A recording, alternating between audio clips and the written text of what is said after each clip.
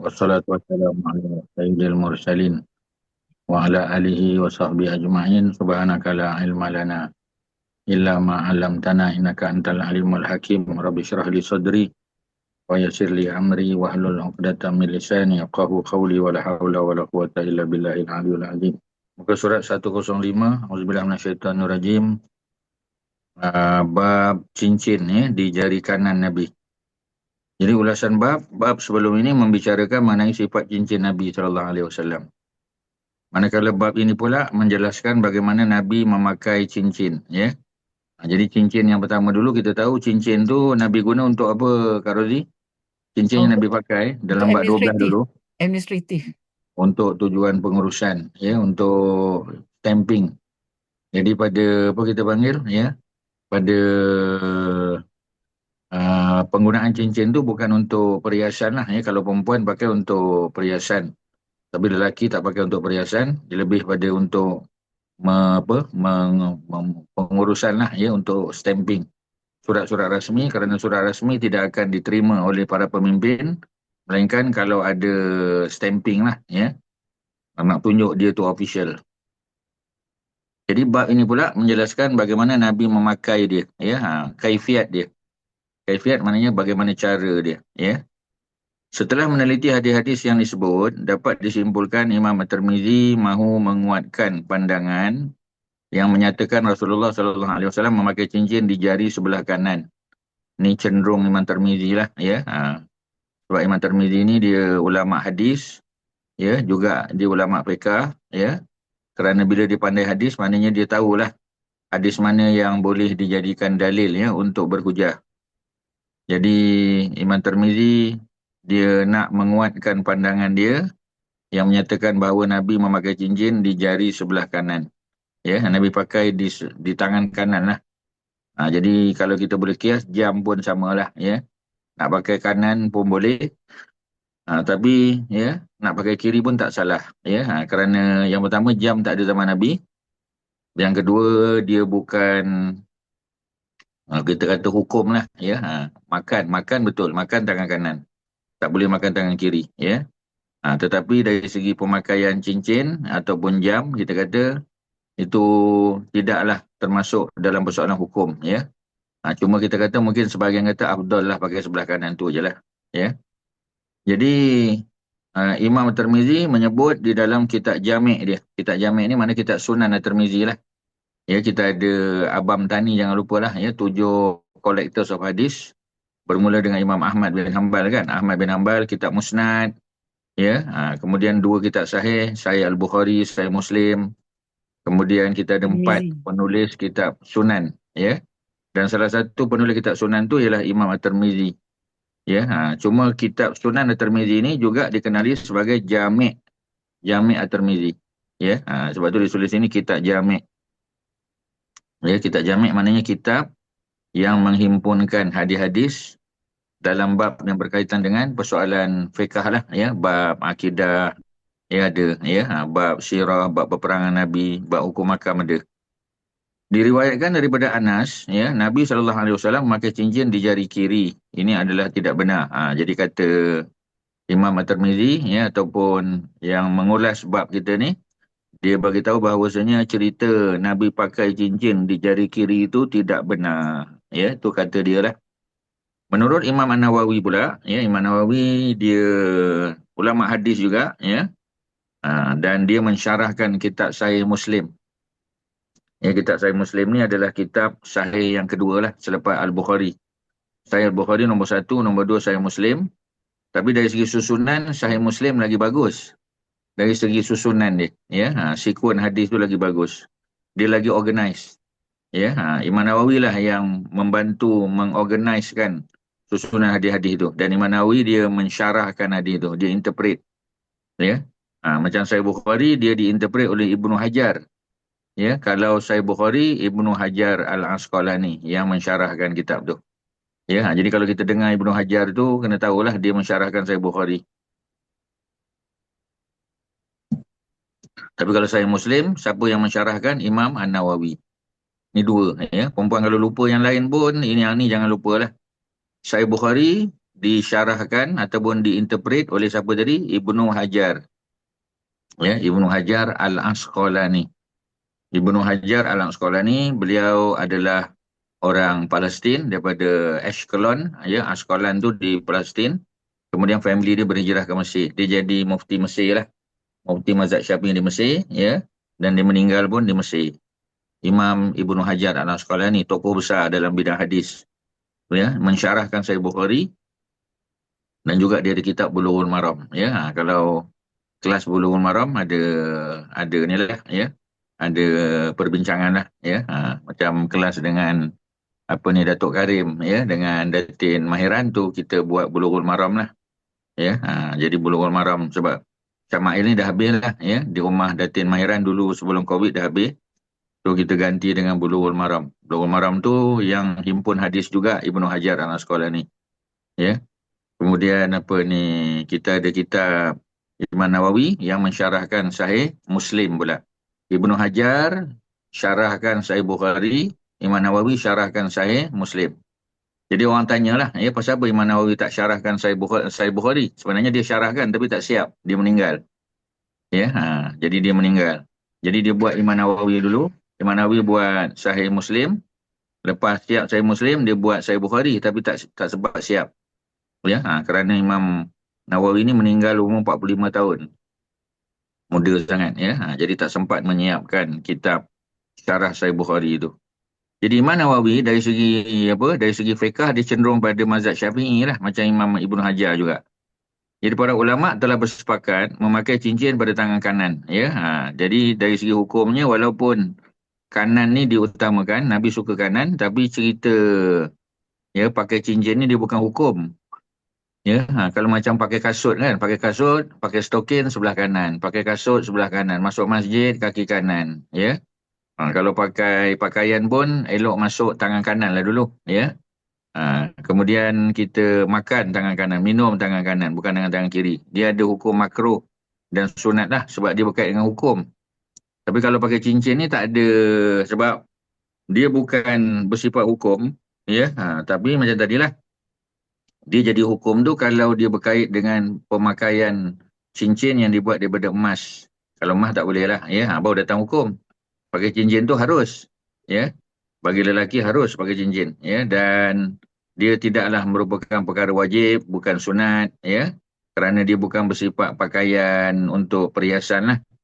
Jadi dari segi hukum, dia jadi haram kalau cincin itu dibuat pada emas, ya. Tapi kalau dia tak buat pada emas, dia boleh jadi makruh kalau kita pakai, lelaki pakai swasa lah, swasa kan. Swasa tu tak tahu, dalam English apa swasa tu, kaedah English. Bukan Ya, platinum ke Ustaz? platinum mah putih. Silver. Swasa tu dia ada certain percentage of emas dalam tu, ya. Jadi tak tahu in English apa orang putih panggil swasa apa. Kalau dapat bagi tahulah, ya. Bronze colored gold alloy or colored gold. Bronze tu apa kita panggil? Bronze colored gold alloy dia panggil, or colored gold. Ya, bronze colored dia kata. Bronze colored Warnanya macam warna gangsa. Ya, bronze tu gangsa lah kan, sebab kita pingat. Instead of gold and copper. Tapi dia punya apa kita panggil lebih tembaga lah, ya. More copper than apa ni gold, ya. Sebab kalau ada gold tu dari segi hukum para ulama kata lebih baik tak pakai lah. Walaupun ya gold tu mungkin 10% aja ataupun 5%. Sebab dia masih mengandungi emas, ya. Jadi emas tu tak boleh lelaki pakai. Jadi kalau ada emas, ada kandungan emas walaupun sikit, kalau boleh elak lagi baguslah. Ya, jadi kalau kecuali, ya, kita kata untuk perubatan contoh kan, macam orang pakai baju sutera, lelaki tak boleh pakai, haram. Ya, tapi dulu apa ni Az-Zubair bin Al-Awwam, ya, beliau masa dia kena sakit gatal-gatal badan dia, ya, jadi dia pakai baju sutera, Nabi benarkan, tapi setelah dia punya gatal-gatal tu sembuh, hilang, maka dia tanggalkan, ya, sutera tu. Maknanya kalau untuk tujuan perubatan tentu ada keharusan. Kalau tak ada alternatif lain lah, ya, memang yang ada tu je contoh. Jadi pakai sutera tu saja yang boleh kita kata mujarab lah, cepat untuk sembuh gatal-gatal tadi, so boleh pakai lah. So Ustaz, Tapi banyak orang kalau yang jual cincin suasa tu, maknanya it's not recommended for men to wear lah. sebab ada elemen gold tadi lah, walaupun 5% ya, kalau boleh elak lagi bagus lah. Walaupun ada ulama yang mengharuskan, tapi majoriti kata, ya, majoriti lah, kalau tidak majoriti pun kita kata ramai lah, ya, yang cenderung untuk mengatakan as long as ada emas, jangan, lebih baik tinggal.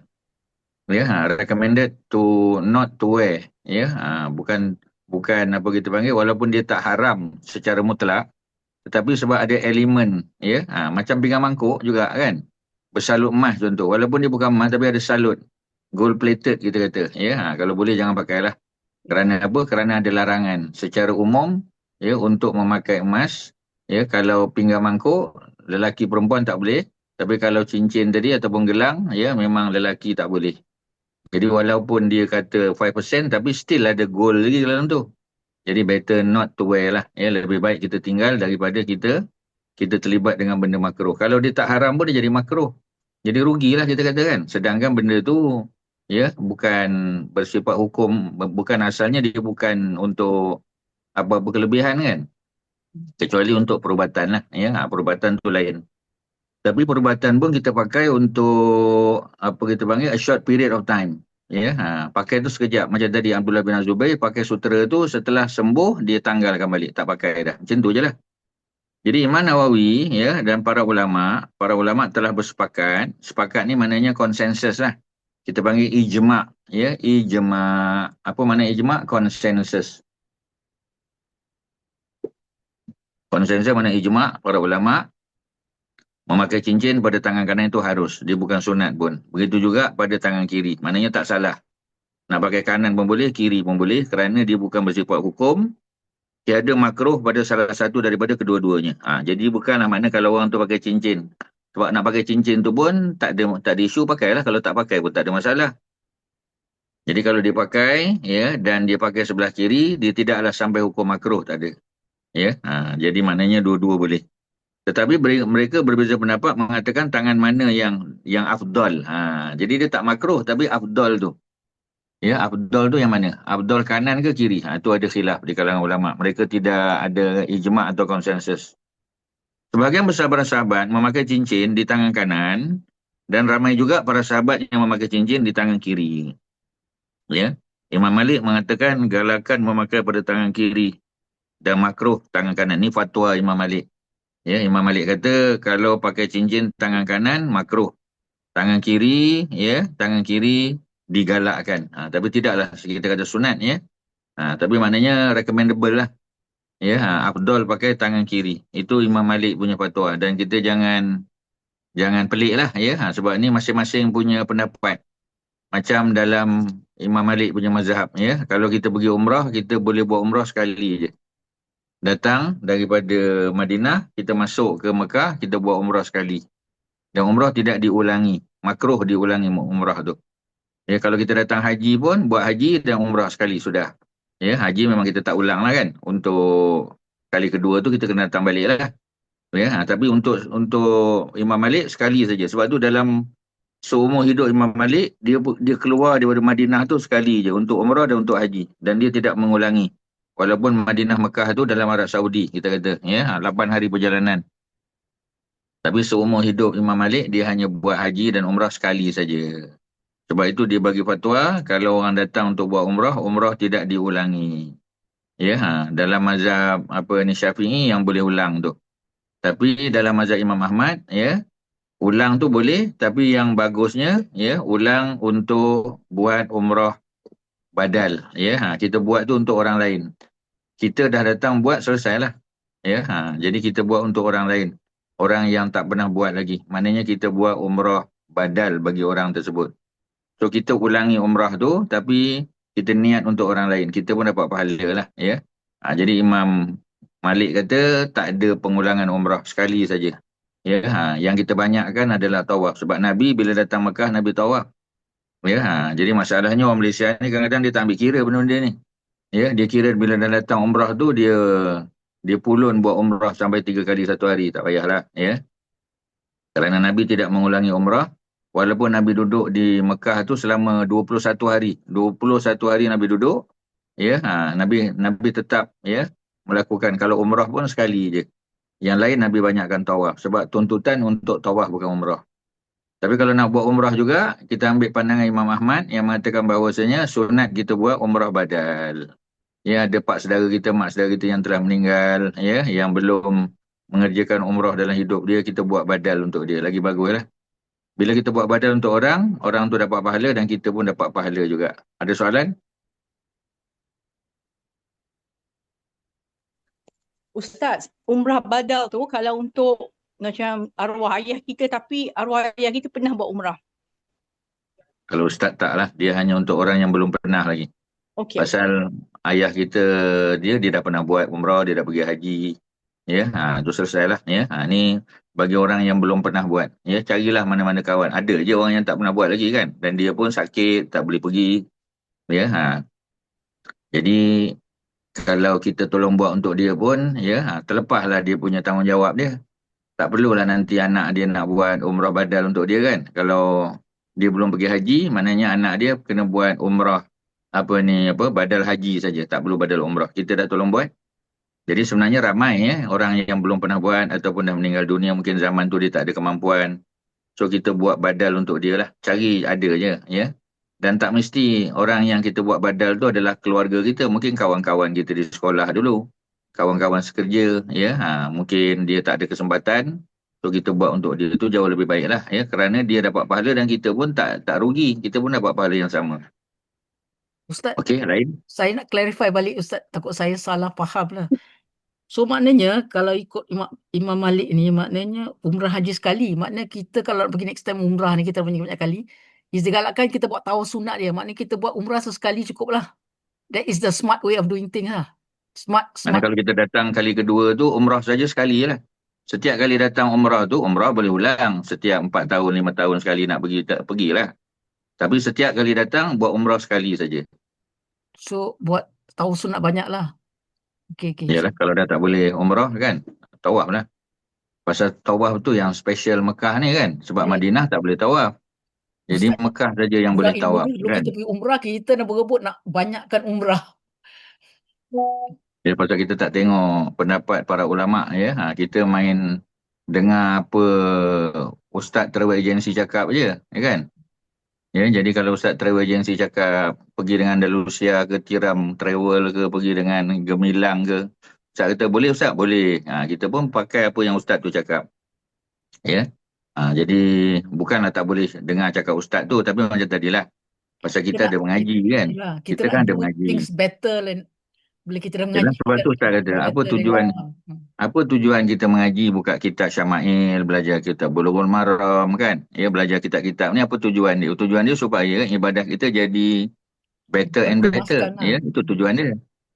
Jadi kalau kita masuk kelas, buat kelas online, buat datang kuliah di masjid negeri lah apa kan, tapi ibadah kita, standard of ibadah tu tak berubah. Jadi macam pergi kuliah tu boleh pahala lah kan, tapi pelik lah ya. Datang kelas, belajar, dengar, tapi tak ada perubahan pada kita punya amalan. Rugilah. Sebab tu kita doa, Allahumma a'inni ala zikrika wa syukrika wa husni ibadatik. Allahumma a'inni, ya Allah, bantulah aku ya untuk apa? Mengingatimu. Ya, untuk mensyukuri nikmatmu dan untuk memperbaiki amalanku. Allahumma a'inni, ya Allah, tolonglah aku ala zikrika, untuk menyebut dan mengingati namamu. Wa syukrika, mensyukuri nikmat yang kau bagi pada aku. Wa husni ibadatika, dan untuk memperbaiki ibadah kepadamu. Itu tujuan belajar, ya. Sebab kita nak tahu kan, belajar ni kan untuk apa kita panggil, expand knowledge kita, ya. Untuk tambah maklumat. Bila maklumat yang kita dapat tu untuk kita amal lah, ya. Kita kena praktis lah dalam kehidupan seharian. Baru kita jadi practicing Muslim kan. Jadi kalau tidak, kita jadi non-practicing Muslim lah, ya. Kita dah tahu tapi tak buat. Tak ada beza kan. 10 tahun dulu dengan sekarang, knowledge kita bertambah, tapi amalan biasa-biasa je. Jadi, itu satu cabaran untuk kita yang rajin belajar lah, ya. Perempuan pergi masjid negeri belajar, pergi surau-surau, ada kelas online, ya. Jadi sayanglah kalau tak berubah. Jadi kena berubah lah, ya. Especially memang kita tahu bahawasanya ilmu kita kurang, tak banyak, ya. Kita datang kelas bagus tu. Memang baguslah tujuan tu untuk menambah ilmu. Tetapi tak ada perubahan. Kita dah tahu pun kita masih sama juga. Umrah 10 tahun lalu dengan umrah sekarang sama, tak ada beza. Rugilah macam tu. Ya, sebab setiap benda yang kita belajar, ya, nanti besok ditanya di akhirat. Ya, apa yang kamu belajar? Ya, pasal apa kamu tak mengubah? Pasal apa ilmu yang kamu ada tu kamu tak share dengan orang, kamu tak mengubah kualiti ibadah kamu? Ya, nanti besok kalau ditanya susah kita. Pasal apa? Ya, sebab kita tak ada buat perubahan pada kualiti amal kita. Ya, jadi tu yang perlu diambil kira lah, ya, perlu difikirkan. InsyaAllah Ustaz. Ya, bagus. Kemudian apa lagi, ya? Tentang pendapat sebagai contoh. Macam tadilah, ya. Ustaz sebut tu pasal tu benda-benda yang selalu kita buat kan. Sebab perempuan akan pergi umrah 2 tahun, 3 tahun ke 4 tahun sekali akan pergi. Ya, mungkin kadang setahun 2 kali pun ada pergi, ya. Tapi kita pergi umrah tu bukan sekadar nak umrah saja, tapi kita nak perbaiki umrah kita tu. Ya, supaya kita boleh buat yang terbaik, kita kata, ya. Jadi tak perlu kelang kabut menambah jumlah umrah. Ya, cukup sekali saja. Melainkan kita pergi bulan apa kita panggil, ya, kita pergi bulan macam Ustaz contoh kan, Ustaz insya-Allah nak pergi pada bulan Syaban nantilah tahun depan. Ya, Ustaz nak pergi bulan Syaban, memang purposely Ustaz pergi tu pergi Madinah tu bulan Syaban lah. Pergi Madinah bulan Syaban, ya, sebab nak pergi ke Madain Soleh, nak bawa jamaah pergi Madain Soleh. Ya, nak tengok, ya, apa nak bawa jemaah lah yang banyak yang tak pernah pergi lagi, kita nak bawa pergi Madain Soleh untuk tengok kesan peninggalan kaum Samud, ya, Nabi Soleh. Jadi kalau pergi bulan Ramadan nanti takut letih lah jemaah kan. Sebab apa kita panggil, ya, walaupun bulan apa kita panggil bulan 1 bulan 2 tu masih considered winter lagi lah di Saudi kan, tapi maknanya dah masuk Ramadan. Kalau boleh, ya, pergi Madinah dulu, masuk Madinah, naik Saudi Air, direct flight to Madinah. So, kita boleh 4 hari, paling kurang 4 hari atau 5 hari di Madinah, 4 hari lah minimum. Ya, salah satu daripada hari itu kita pergi ke Madain Soleh, bawa jamaah ke sana, kita ceritalah. Sepanjang perjalanan tu kita sebutlah tentang persoalan apa ni, cerita kaum Samud. Ya, bawa lah cerita kaum Samud yang pandai menebuk lubang, ya, pandai memotong batu, ya. Wasamud alladhina jabu sakhra bil wad, cerita dia lah. Jadi kita masih dalam bulan Syaban, ya. Kemudian setelah daripada Madinah tu boleh pergi, kalau Ustaz personally pergi Badar lah, bawa jamaah pergi tengok perang Badar punya tempat. Pasal dia dah cantik tempat tu, dah ada sejarah, dia bagus lah. Ya, kita boleh tengok siapa yang syahid dalam perang, ya, Nabi dekat mana berada, para sahabat, ya. Kemudian lepas pada tu kita, kalau Ustaz masuk ke Taif lah. Pergi Taif terus, jangan masuk Mekah lagi, pergi Taif. Masih dalam bulan apa ni, Syaban lagi, ujung Syaban.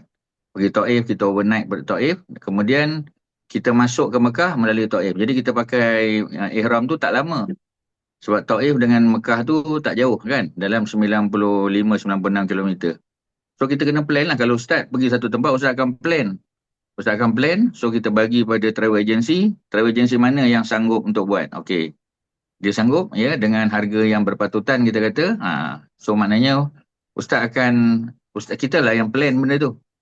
Ya, sebab travel agency dia kena ikut kita lah, sebab kita yang bayar, kita yang nak bawa kan. Jadi masuk Taif, daripada Taif tu baru kita masuk ke Mekah. Jadi masuk Mekah tu belum Ramadan lagi. Jadi kita buat umrah sekali pada bulan Syaban, ujung Syaban, ya. Jadi sebelum kita balik, dapat 2-3 hari di Mekah, masa tu buat umrah sekali lagi. Sebab apa? Nak ambil peluang umrah dalam bulan Ramadan pula. Baru dapat pahala seperti mana pahala haji bersama Nabi. Jadi kalau Ustaz personally, kita akan buat macam tu lah. So, ada tak alasan mengulangi umrah? Mana buat 2 kali. Umrah pertama, masa kita sampai, masih lagi bulan Syaban, ujung Syaban. Umrah yang kedua, baru kita buat sekali lagi, kerana dah masuk Ramadan. Memang ada tuntutan buat umrah dalam bulan Ramadan. Ya, jadi kita pergi ujung Syaban dan awal Ramadan. Jadi kalau Ustaz, bolehlah ulang 2 kali. Sebab yang pertama tu pasal bila kita masuk Mekah, memang kita kena buat umrah. Ya, tu memang buat umrah kan. Kalau kita duduk sepanjang Syaban, tak payah ulang umrah lah. Tapi oleh kerana kita masuk tu hujung Syaban, kena pula Ramadan 3 hari contoh, ya, dapat 2 atau 3 malam di bulan Ramadan. So dapat rasa tarawih, ya, buka puasa dan juga sahur. Kemudian bulan Ramadan tu lah, dan of course, ya, sekali kita akan buat umrah juga dalam bulan Ramadan. So macam tu lah, ya, kalau Ustaz buat lah, dan memang macam tu lah plannya, ya. Memang dah ada package. So kalau kata ada kawan-kawan ke, ya, ataupun saudara mara tuan-tuan dan perempuan yang berminat, boleh bagi tahulah, ya. Jadi kita akan pergi hujung Syaban dan kita akan balik pada awal Ramadan. Jadi dapat umrah Ramadan lah, dapat tarawih Ramadan walaupun di awal Ramadan, ya. Jadi okey lah tu, ya. Jadi package tak adalah mahal sangat kan. Kita tak adalah, kalau pergi hujung Ramadan memanglah dapat 10 malam terakhir tu lagi bagus lah. Ya, tapi yang kita nak kejar tu ialah umrah fi Ramadan, umratun fi Ramadan ta'dilu hajjan ma'i, hajjatan ma'i. Nabi kata satu umrah yang dibuat pada bulan Ramadan menyamai apa? Ya, menyamai satu haji bersama dengan baginda Nabi SAW. Pahala dia itu yang orang berebut nak buat pada bulan Ramadan, dan Nabi tak sebut mesti buat ujung Ramadan, mesti pertengahan, ya, awal pun boleh. Jadi kalau kebetulan tuan-tuan dan perempuan, ya, ada saudara mara ke ataupun anak-anak, ya, yang mungkin tengah mencari-cari bila nak pergi, ya, jadi boleh bagi tahulah, ya, mana tahu package yang Ustaz tawarkan tu kita panggil memenuhi apa kita panggil cita rasa tuan-tuan dan perempuan lah. Itu je lah, ya, sekadar sebab nanti kan tuan-tuan perempuan kata Ustaz nak pergi tak bagi tahu. Paling kurang Ustaz cakap lah, ya, dia akan pergi hujung Syaban, maknanya bulan 2 lah, bulan Syaban, dan kita dapat insya-Allah 3 hari pada bulan Ramadan di Mekah. Jadi dapat tarawih lah, paling kurang 2 malam tarawih, ya, dapat umrah sekali, dan of course dapat 2 Jumaat lah pastilah kan. Satu kali Jumaat Syaban di Madinah dan satu lagi Jumaat of course di Mekah lah. Ya, kita dapat Jumaat Ramadan. Ya, Jumaat di Madinah dalam Syaban, Jumaat di Mekah tu dalam Ramadan. Dapat sekali haji, dapat sekali umrah, pahala haji, dapat Jumaat, ya, dan of course dapat paling kurang pun 2 malam tarawih insya-Allah. Macam itulah cerita dia, tuan-tuan dan perempuan, ya. Itu sekadar nak bagi tahulah, ya. Dia punya tarikh tu nanti tuan-tuan boleh tengok di kalender lah, ya. Dia 20 berapa? Ya, dalam 11 hari bulan sampai 22 lebih kurang lah, ya. Sebab tu hujung Syaban dan awal Ramadan, ya. Ada soalan silakan tuan-tuan. Kok ada kawan-kawan berminat, ya, ataupun tuan-tuan perempuan sendiri ke manalah tahu, ya, ada minat nak pergi, tapi tak nak spend the whole month Ramadan tu di sana kan, sebab kita ada banyak aktiviti. Sebab Malaysia ni kalau Ramadan dia meriah, dia ada tadarus, ada pengajian, ada macam-macam, ya. Buka puasa family, ada family get together, ada macam-macam, ya. Jadi kita nak duduk sebulan Ramadan di sana tu mungkin tak mampu lah. Bukan tak mampu duit, ya, tak mampu masa dia. Sebab nanti anak-anak balik nak buka puasa kita tak ada, tak sedap kan. Jadi kita pergi juga, tapi kita pergi awal Ramadan. Jadi at least kita dapat satu umrah, pahala macam pahala haji bersama Nabi, seperti mana disebut dalam hadis Sahih Bukhari. Dan dapat Jumaat, ya, di Makkah, bulan Ramadan, ya, of course. Dan juga dapat kita panggil tarawih lah, ya, beberapa malam di sana. Macam tu lah, ya. Itu dia punya perancangan dia lah, ya. Package dah ada lah, siapa-siapa berminat. Kalau ada kawan-kawan ke apa, Ustaz boleh share lah insya-Allah. Okey, ya. Jadi balik pada cincin tadi, Imam Malik kata pakai tangan kanan. Maknanya pakai di jari kanan tu makruh. Kalau pakai kiri, recommendable, ya. Jadi maknanya digalakkan. Ada istilah dalam fiqh dipanggil mustahab. Mustahabun, ya. Mustahab tu maknanya digalakkan. Dia bukan sunat, ya, tapi afdal. Dia sebut afdal. Afdal tu dipanggil mustahab, ya. Benda yang Nabi suka lah, ya, dalam Islam tu. Macam contoh kita kata sembahyang qabliyah zuhur, ya. Jadi sembahyang qabliyah zuhur yang bagusnya sebaik saja selesai azan kita sembahyang qabliyah zuhur lah, ya. Jadi mustahab, kerana waktu antara azan dengan iqamah tu waktu mustajab doa, Allah buka pintu langit. Kita dah baca dah, ya, dalam kitab Syama'il ni. Kemudian Nabi memang melazimi sembahyang 4 rakaat qabliyah zuhur immediately after selesai azan. Azan kita jawab, lepas je azan jawab azan, dan terus kita sembahyang 4 rakaat qabliyah zuhur.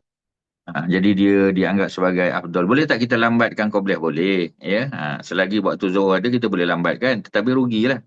Ya. Kerana yang utama, yang afdal ialah mengerjakan qabliyah zuhur tu as immediate as possible lah. As soon as possible. Jangan tunggu-tunggu. Ya. Fardu zuhur kita boleh extend.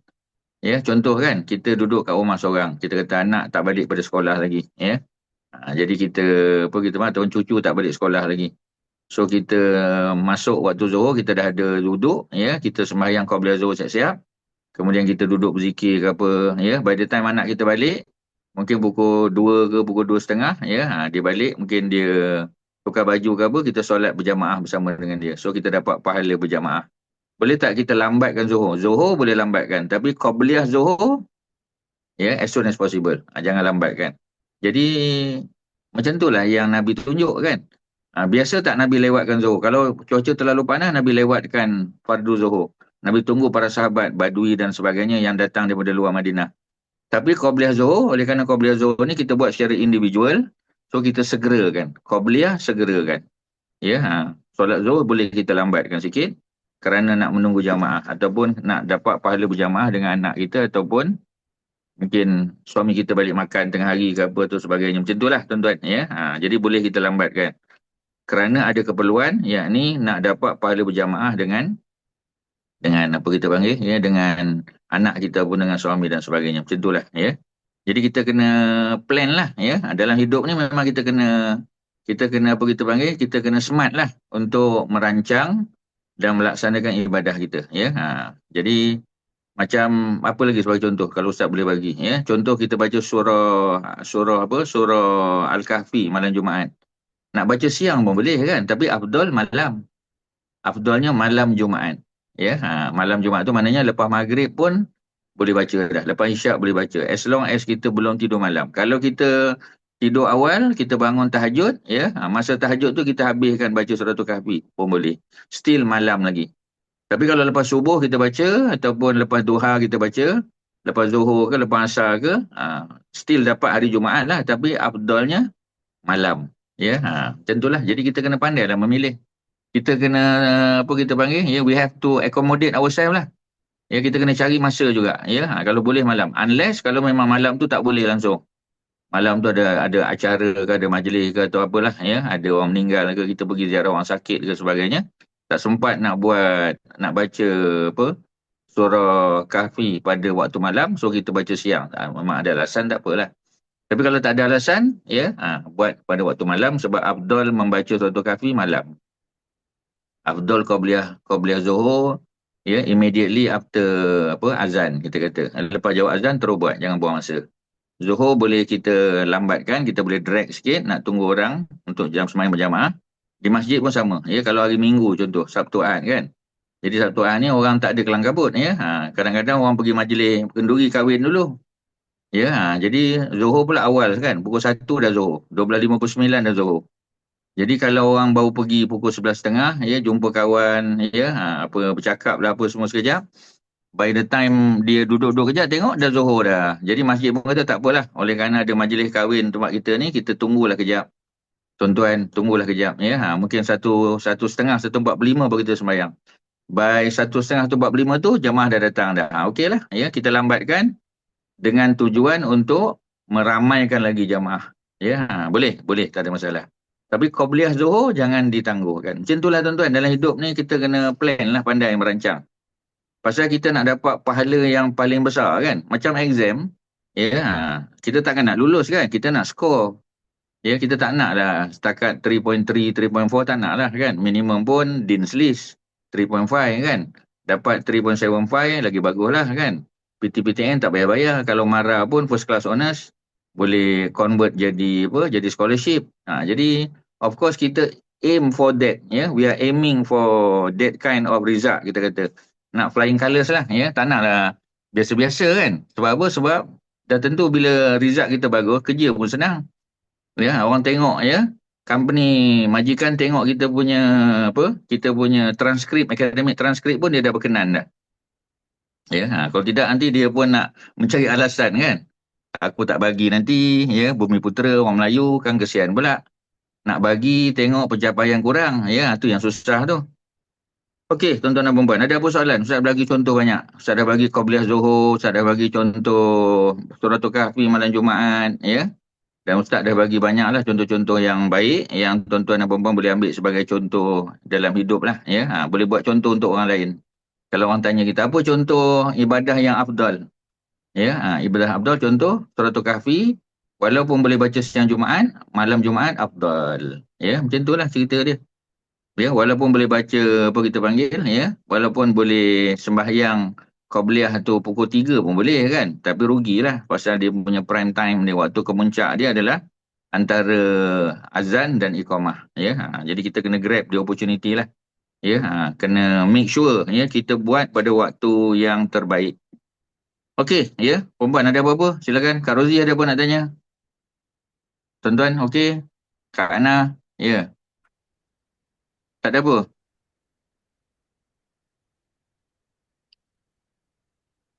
Tak ada setakat ni Ustaz.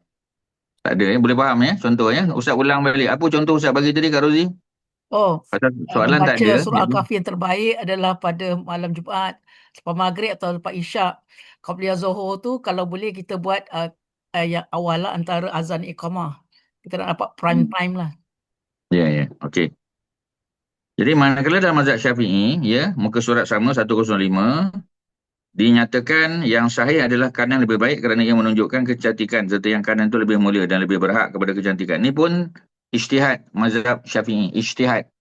Ijtihad ni maknanya macam Imam Malik lah, ya. Bagi dia kiri itu afdal, kanan tu makruh. Itu pendapat Imam Malik. Imam Malik ni bukan orang lain kan. Imam Malik ni guru Imam Syafi'i.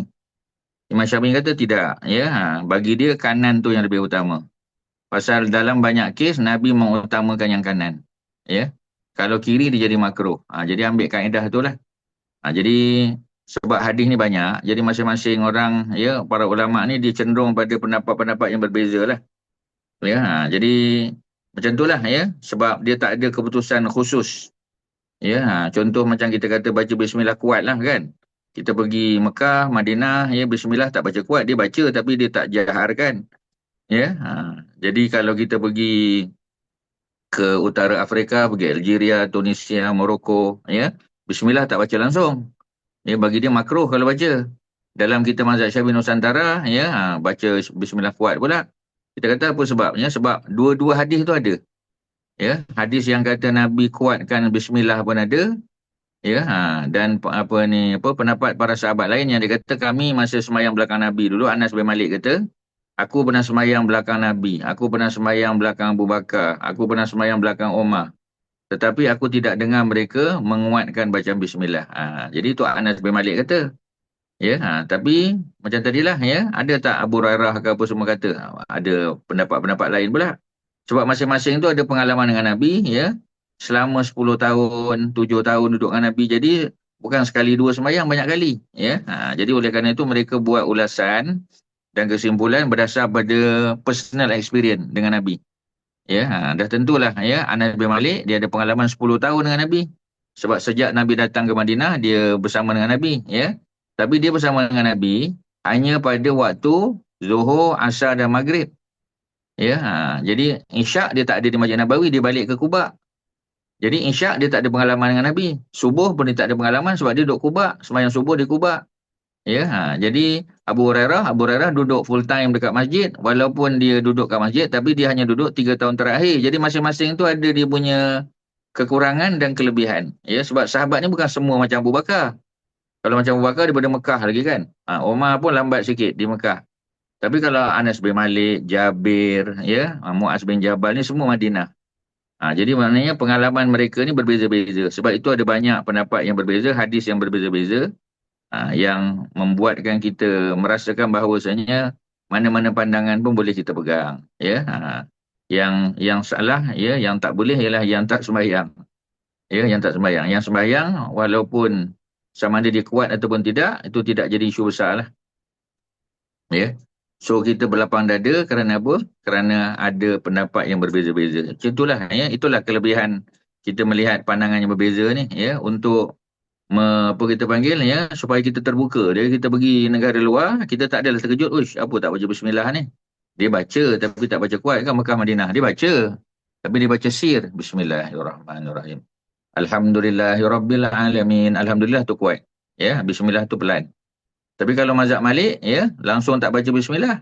Ya, jadi dibaca bismillah ketika nak solat. Ya, sebab solat tu bermula dengan takbiratul ihram. Solat tak mula dengan Fatihah. Ya, dan dia menganggap bismillahirrahmanirrahim bukan ayat dalam Fatihah.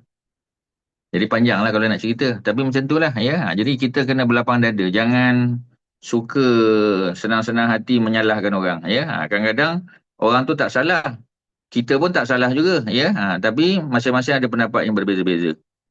Jadi mazhab Syafi'i jelas, ya, kanan lebih baik daripada kiri. Itu pandangan dalam mazhab kita Syafi'i. Tapi kita tengok tak orang pakai tangan kiri, biasa je. Ya, dan jangan kita salah lah, ya. Sama ada dia tak tahu, ya, ataupun dia dah biasa pakai tangan kiri. Nak pakai tangan macam jam kan, kita dah biasa pakai tangan kiri. Nak pakai tangan kanan tu kekok rasanya. Macam itulah, ya. Dan tak ada pula hukum secara jelas. Sebab apa? Sebab zaman Nabi tak ada jam. Jangan kata tak ada jam tangan. Jam pun tak ada lagi. Ya, menentukan masuk waktu bukan pakai jam yang kita faham kan. Dia pakai apa kita panggil pancang je, ya. Dia letak apa ni pancang di tengah padang, dia tengok arah matahari dan tengok bayang. Kalau tak ada bayang, maknanya matahari duduk atas kepala. Kalau bayang duduk di sebelah barat, maknanya matahari masih di sebelah timur. Kalau matahari duduk di sebelah barat, maknanya dah gelincir, ya, maknanya Zuhur dah masuk. Bayang kita duduk di sebelah barat, di sebelah timur pula. Jadi maknanya, ya, sebab tak ada jam dulu kan. Sebab tu tak ada dalam hadis yang Nabi kata, waktu duha masuk pukul 8 pagi, tak ada. Ya, sebab jam tak ada zaman tu.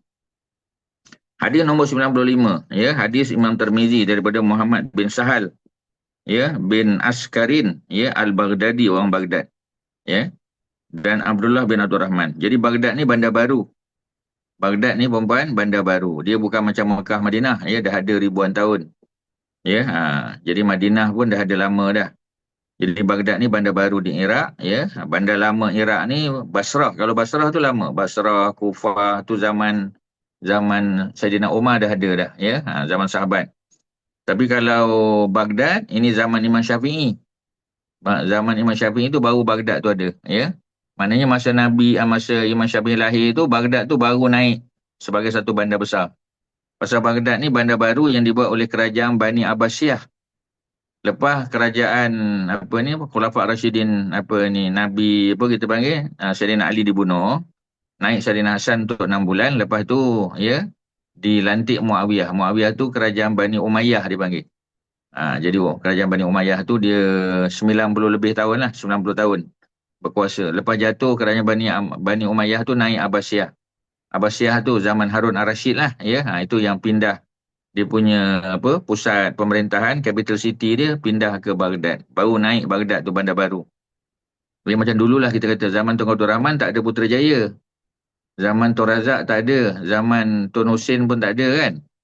Zaman Tun Mahathir baru naik. Macam itulah ibarat dia bandar baru. Ya, jadi kalau kita kata dia dah ada sejak zaman dulu, tak ada lagi lah. Dulu ada tapi bukan bandar lah, kampung je lah. Ya, ada penempatan manusia, ya, tetapi tak ada nama Putrajaya, tak ada. Dulu nama Perang Besar. Tempat tu ada, lokasi tu ada, ya, tapi tak ada tasik. Tasik tak ada kan. Orang berdatang kata, macam mana boleh ada tasik? Maknanya tasik tu man-made lah. Tasik buatan manusia, ya. Jadi Baghdad bandar baru. Dan Abdullah bin Abdul Rahman, maknanya Imam Tirmizi dia dapat hadis ni daripada dua guru dia. Daripada Muhammad bin Sahal, ya, Al-Baghdadi, dan Abdullah bin Abdul Rahman. Daripada Yahya bin Hasan, daripada Sulaiman bin Bilal, ya, daripada Syarik. Jadi Bilal ni tak ada kaitan dengan muazzin, ya. Kita orang Malaysia yang panggil muazzin tu Bilal, ya. Kebetulan Bilal pertama Nabi, muazzin pertama namanya Bilal. Jadi dia ambil sempena tu lah. Sebenarnya Bilal ni biasa je, ya. Nama Bilal ni merujuk pada nama orang lelaki, ya, dan tak semesti orang hitam lah. Sebab kita tengok kadang bila ada orang kulit hitam masuk Islam je kita panggil dia Bilal. Sebenarnya nama dia bukan Bilal pun. Dan jumpa je kita panggil Bilal, ya. Macam ada seorang arkitek lah, ya, duduk dekat Subang Bestari, ya. Dia kahwin dengan orang Melayu lah, ya. Dia punya family tu, wife dia tu orang Taman Tun, ya. Jadi bila ustaz mengajar tu, ya, dia adalah selalu duduk depan, ya. Jadi dia selalu datang masjid lah, masjid pinggiran Taman Tun, Masjid Ghufran. Jadi dia ada makan-makan, biasalah kuliah subuh biasa ada makan-makan. So kawan ni pun datang lah, ya. Bila orang tengok dia, orang pun panggil dia Bilal. Dia kata, my name is not Bilal. My name is Abdullah, dia kata. Ya. Jadi orang bila nampak kulit hitam je, pukul kata semua Bilal. Janganlah. Ya. Dia kata, tanyalah dulu dia kan. Ya. Brother Abdullah nama dia. Dia kata, my name is Abdullah. Ya. Bilal is apa gitu one of apa ni prophet punya companion, ya. Tapi my name is not Bilal, dia kata. Simply because I'm dark, dia kata, you call me Bilal. Jadi kan tak sedap tu. Ya. Jadi tak sedap lah, ya. Jadi kita tanya-tanyalah dulu. Ya. Okey, tu cerita dia. Jadi Sulaiman bin Bilal daripada Syarik, ya, Syarik bin Abdullah bin Abi Namir. Ya, Abi Namir ni bapa pada harimau. Namir ni harimau dalam bahasa Arab. Tapi bukanlah maknanya dia anak dia tu harimau, bukan. Tapi nak tunjuk keberanian. Orang yang berani dipanggil Abu Namir. Ya, atau macam Saidina Umar dipanggil Abu Habs. Abu Habs tu bapa singa, ya. Kalau Abu Namir bapa harimau. Menunjukkan dia berani, ya. Bukanlah maknanya isteri dia melahirkan harimau pula. Ya, macam mana pula? Daripada Ibrahim bin Abdullah, ya. Apa kita panggil? Bin Hunain, daripada bapanya, daripada Ali bin Abi Talib. Ali bin Abi Talib, sahabat Nabi yang berasal daripada Mekah, ya, Bani Hashim, Nabi punya sepupu. At the same time, dia juga anak angkat Nabi. Sebab itu Ali, ya, merupakan orang lelaki pertama yang memeluk Islam. Selain daripada Zaid bin Harisah. Pasal apa dia masuk Islam lebih dulu? Pasal apa bukan Abu Bakar masuk Islam lebih dulu? Kalau orang tanya kita lah, ya, kaedah. Pasal apa not Abu Bakar masuk Islam dulu? Pasal apa Ali masuk Islam lebih dulu? Same house. Sebab dia duduk di rumah yang sama, sebab dia kan anak angkat Nabi. So kalau anak angkat duduk satu rumah, ya, lebih-lebih lagi Ali pada masa itu baru umur 10 tahun.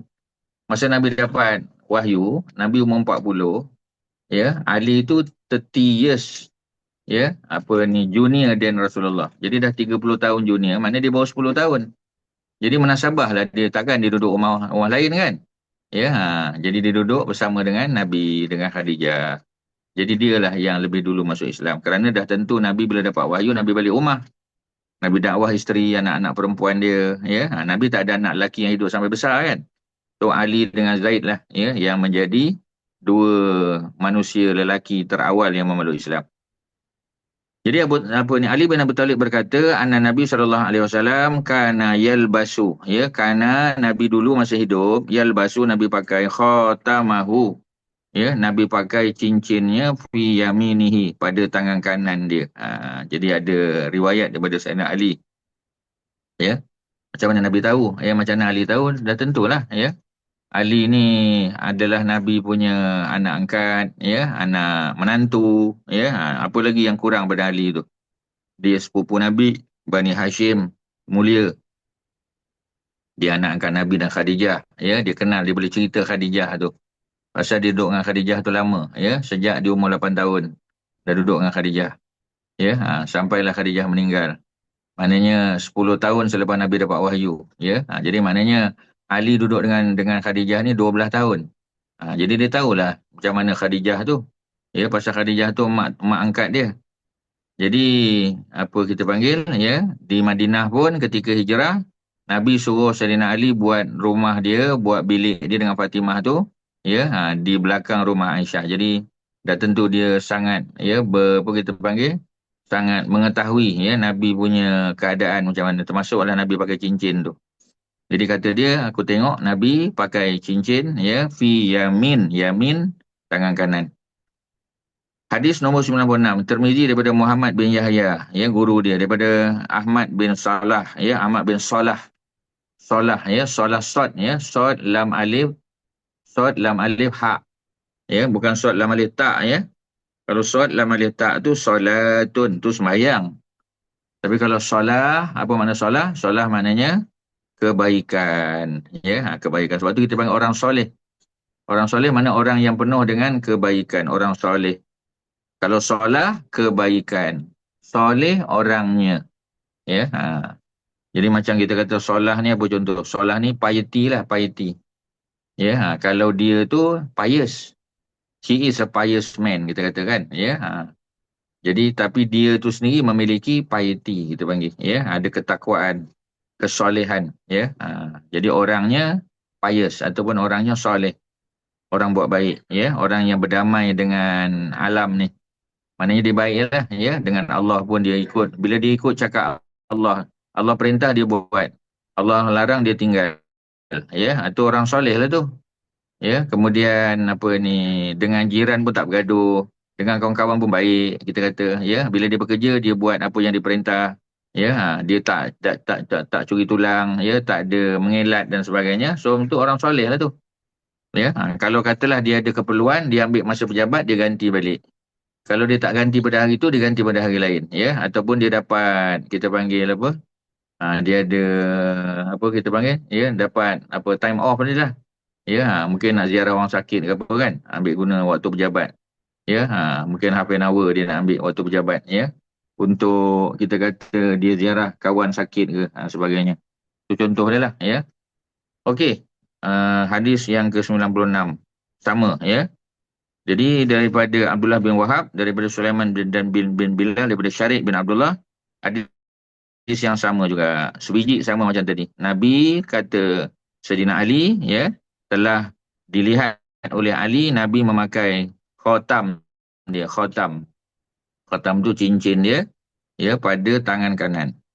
Hadis 97, Imam Tirmizi daripada Ahmad bin Manik, guru dia, ya. Daripada Yazid bin Harun, daripada Hamad bin Salamah, ya, ulama hadis di Madinah.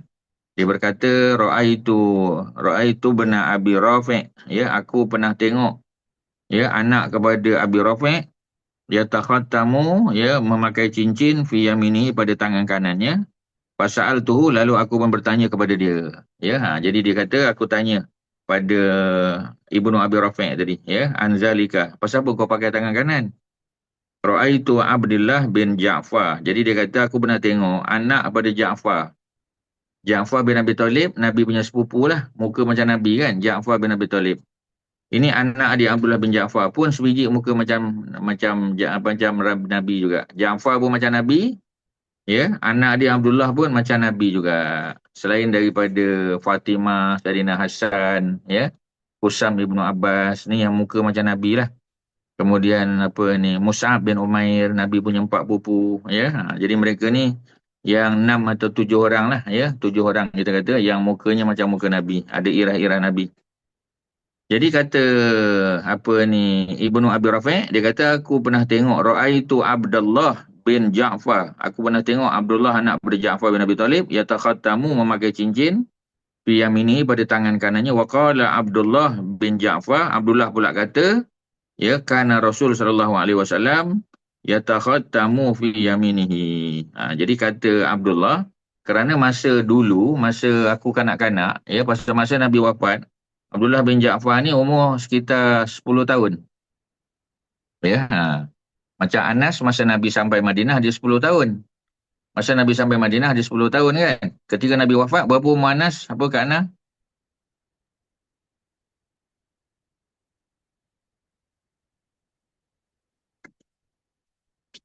Masa Nabi wafat, berapa umur Anas bin Malik?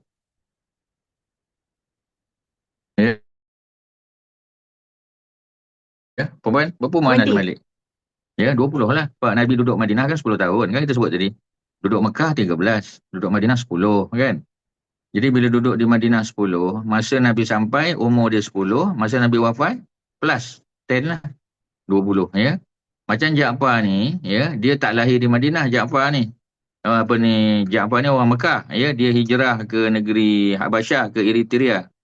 Anak-anak dia lahir kat sana masa dia duduk bermustautin, ya, di negeri Eritrea tu. Jadi anak-anak dia lahir di sana. Nanti tahun yang ke-7 hijrah baru mereka balik ke Madinah. Jadi masa dia balik tu, ya, Abdullah bin Ja'far dah umur 7 tahun lah. Sebab dia lahir masa zaman Nabi hijrah tu dia dah lahir, tapi dia tak duduk Madinah lagi. Nanti masa dia umur 7 tahun baru dia balik ke Madinah. Ya, ikut bapak dia, ya. Jadi dia ada 3 tahun lebih bersama Nabi. Jadi dia pun dah memayis lah, dah 7 tahun kan. So dia dah tengok Nabi. So dia kata, bila orang tanya dia, pasal apa kau pakai tangan kiri? Pasal ya, Nabi dulu masa hidup, yatakhattamu fi yaminihi. Nabi pakai cincin tu di tangan kanan. Maknanya di jari tangan kanan. Ya, ni belum cerita jari mana ya. Ni baru cerita jari kanan ke jari kiri. Okey, ya. Jadi ada riwayat daripada Abdullah bin Ja'far. Tadi kita dengar daripada Ali bin Abi Talib. Kemudian hadis nombor 98, Imam Tirmizi daripada Yahya bin Musa daripada Abdullah bin Numair. Tadi kita jumpa Namir. Namir singa, Namir harimau. Numair anak harimau. Ya, Numair tu anak harimau. Ya. Jadi kalau harimau tu kecil kita panggil Numair. Kalau besar dia Namir lah. Ya. Daripada Ibrahim bin Al-Fadal, daripada Abdullah bin Muhammad Aqil, daripada Abdullah bin Ja'far. Sekali lagi Abdullah bin Ja'far. Ya, yang lahir di Eritrea. Dia lahir tahun 1 Hijrah, masa dia balik bersama bapa dia ke Madinah, ya. Dia berusia 7 tahun. Dengan Nabi dapat 3 tahun lebih sikit. So dia ada pengalaman lah bersama dengan Nabi, ya. Jadi dia cerita lagi, dia kata anna Nabi SAW kana yatakhattamu fi yamini, sama. Nabi dulu masa Nabi hidup, aku tengok, ya, Nabi memakai cincin pada tangan kanannya, sama. Ya. Hadis 99 kita masuk hadis baru daripada Abu Khattab, ya, Ziyad bin Yahya daripada Abdullah bin Maimun. Maimun nama lelaki bukan perempuan. Di Malaysia Maimun perempuan, ya. Sebenarnya Maimun lelaki, kalau perempuan Maimunah. Maimunah tu perempuan, Maimun lelaki. Tak ada Arab Maimun perempuan, tak ada. Ya. Apa makna Maimun? Maimun makna Aiman, sama. Aiman dengan Maimun sama. Ya, tapi ustaz tak namakan anak Maimun kan, dia jadi pelik lah. Kita namakan dia Aiman. Aiman dengan Maimun in terms of apa ni nama sama. Ya, tak ada beza. Jadi bila nama tu sama, maka makna dia samalah, ya. Aiman ejaannya dengan Maimun ada beza. Tetapi maknanya lelaki yang penuh keberkatan. Aiman. Maimun sama. Lelaki yang penuh keberkatan. Ya, tu dia punya apa kita panggil? Dia punya makna dia. Jadi Abdullah bin Maimun daripada Ja'far bin Muhammad daripada bapanya, ya. Jadi nama dia apa kita panggil Ja'far bin Muhammad daripada bapanya daripada Jabir bin Abdullah. Ni Jabir pula cerita, ya. Apa ceritanya sama juga. Nabi kana yatakhattamu fi yaminihi. Ya, sama, tak ada bezalah, ya. Kemudian apa lagi? Hadis di bawah tak perlu detailkanlah, sama. Ya, Muhammad bin Humaid Ar-Razi, ya, Ar-Razi daripada Turkmenistan, Razi ni, ya. Daripada Jarir, daripada Muhammad bin Ishaq, daripada As-Salat, ya, Salt bin Abdullah berkata, kana Ibnu Abbas, dia cerita Ibnu Abbas, anak pada Sayyidina Abbas, namanya Abdullah bin Abbas, yatakhattamu fi yaminihi. Jadi dia ni tak tengok Nabi lah, dia tak jumpa Nabi. Ya, tapi dia tengok, ya, Abdullah bin Abbas pakai di jari tangan kanan, wala, ya, ikhaluhu illa qala, ya. Jadi dia pakai tangan kanan dan tidak mencurigainya. Ya, tidak mencurigai itu maknanya dia yakin lah. Ya, tak ada kesangsian pada dia. Karena Rasul SAW yatakhattamu fi yamini. Jadi bila ditanya, kata dia apa? Ya, Nabi pakai tangan kanan, sebab tu aku pakai tangan kanan. Jadi banyak riwayat lah. Anas bin Malik kata, Jabir bin Abdullah, ya, Sayyidina Ali, ya, ramai yang sebut.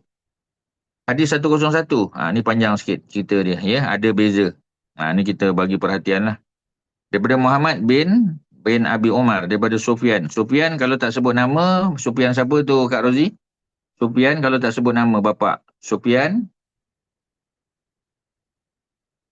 Pause sekejap nak recall. Sufyan siapa? Kalau Jabir, ya, Kak Ana. Kalau Jabir tak letak bapa, mana Jabir bin siapa perempuan? Kalau Jabir tak letak nama bapa. Jabir ni ramai. Kalau tak letak nama bapa, Jabir bin Abdullah. Ya. Kalau Anas kan tak letak nama bapa. Anas bin Malik. Ya. Tu yang popular lah. Yang paling popular tu tak perlu letak nama bapa lah.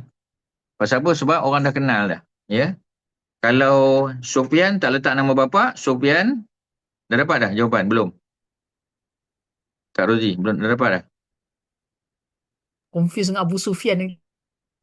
Ya, Sufyan mana? Ya, Sufyan As-Sauri. Sufyan As-Sauri. Perempuan kena buat nota tu. Anas tak ada bapa, Anas bin Malik. Sufyan Ya, Jabir bin Abdullah. Sufyan As-Sauri. Bukan Abu Sufyan, ni Sufyan. Sufyan As-Sauri. Ya, Sauri. memang popular lah. Sufyan As-Sauri, orang Iraq. Dia bukan sahabat Nabi, ya. Bukan sahabat lah, sebab tu tengok Sufyan ni duduk tengah-tengah. Ya, Sufyan dengar daripada guru dia Ayub bin Musa, daripada Nafi', daripada Ibnu Umar. Ibnu Umar tu yang sahabat. Ya, Nafi' tu anak apa kita panggil, anak angkat ya pada Sayyidina Umar ni. Jadi dia tak jumpa dengan Nabi, ya. Anak-anak murid dia dan Sufyan. Dan tentulah Sufyan tu tak hidup zaman Nabi kan. Sebab Nafi' tu pun tak hidup zaman Nabi, ya. Ini kan pula Sufyan lagi jauh lah ke bawah. Jadi yang bawah-bawah kan Imam Tirmizi dapat daripada Muhammad bin Abi Umar, tu guru dia. Ya, Muhammad bin Abi Umar daripada Sufyan tadi, Sufyan As-Sauri. Jadi maknanya tu dah jauh ke bawah tu. Ya, sebab Imam Tirmizi ni dia lahir tahun 209 Hijrah. Maknanya dia dah abad yang ketiga dah. Rasulullah wafat tahun 11. Nabi wafat tahun 11. Ya. Imam Tirmizi ni lahir tahun 209. Maknanya hampir 200 tahun lepas Nabi wafat baru dia lahir. Ya, guru dia pun tak sempat jumpa Nabi. Sufyan pun tak sempat juga. Ayub pun tak sempat. Nafi' pun tak sempat. Yang jumpa Nabi Abdullah bin Umar. Ya, Abdullah bin Umar sempatlah jumpa Nabi. Dia daripada Mekah lagi kan, sebab dia anak Sayyidina Umar, maknanya dia orang Mekah. Anak Abu Bakar orang Mekah, anak Umar orang Mekah, anak Abbas orang Mekah. Tapi kalau Anas, Jabir ni semua Madinah. Jadi apa kekurangan orang Madinah ni? Apa ni perempuan? Ya, apa kelebihan orang Mekah kalau banding dengan Madinah? Ya, orang Mekah lama dengan Nabi, banyak mengetahui. Lagi lama lah kan, sebab dia daripada Mekah. Nampak Nabi pun datang daripada Mekah. Jadi hijrah bersama. Mereka dah tengok Nabi ni sejak Nabi di Mekah, berhadapan dengan penyembah berhala. Ya, Nabi dicekik, Nabi diludah, ya. Nabi dituduh sebagai orang gila, ya. Nabi dituduh pembohong. Jadi mereka dah melalui zaman tu, ya. Macam Abdullah bin Mas'ud, dia dah tengok dah. Ya, Abdullah bin Mas'ud tu masa Nabi diletakkan kotoran unta di belakang Nabi tu, ya, dia kanak-kanak, dia remaja lah, bukan kanak-kanak lah, remaja. Dia tengok tak Nabi, dia tengok, tapi dia tak boleh buat apa-apa lah, ya. Pasal dia pula bekerja dengan orang orang penyembah berhala, ambil upah, ya, jaga kambing, dan dia masih remaja, maknanya tak ada kekuatan lah untuk menghalang. Ya, tu dia punya dia punya keadaan dia. Tapi dia tengok lah benda tu, dia boleh cerita balik. Dia kata dulu masa Nabi di Mekah, dia boleh cerita. Jadi kelebihan orang Mekah ni lah, mereka dengan Nabi tu, ya, dia punya jangka masa tu lebih panjang. Orang Madinah ketika Nabi hijrah baru dia jumpa Nabi. Ya, jadi masa mereka bersama Nabi tu, dia punya contact hours tu tak lama lah. Ya, years of living dengan Nabi tu tak jauh sangat, tak lama sangat. 10 tahun lah paling lama pun. Pasal Nabi duduk Madinah 10 kan. Tapi orang Mekah, daripada Mekah Abu Bakar, lama lah. Ya, jadi Umar dia pun, walaupun taklah lama sangat, tapi masuk Islam masa di Mekah. Dia pernah ada plan nak bunuh Nabi pun. Jadi Ibnu Umar kata, anna Nabi SAW ittakhadha khataman. Nabi telah minta, ya, untuk dibuatkan, ya, ittakhadha mana ambil. Jadi Nabi mengambil cincin, bukanlah makna Nabi ambil. Nabi suruh buat. Ya, cincin min fiddah, daripada perak, ya.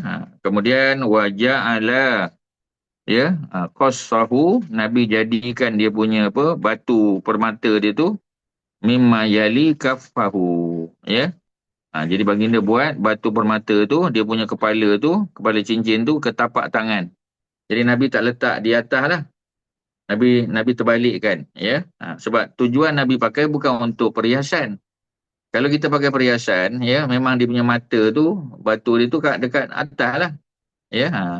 Jadi sekarang ni dia terbalik ke bawah. Sebab tujuan Nabi bukan untuk menayang benda tu. Kemudian diukir padanya perkataan Muhammad Rasulullah. Ya, Muhammad pusturah Allah. Muhammad Rasulullah.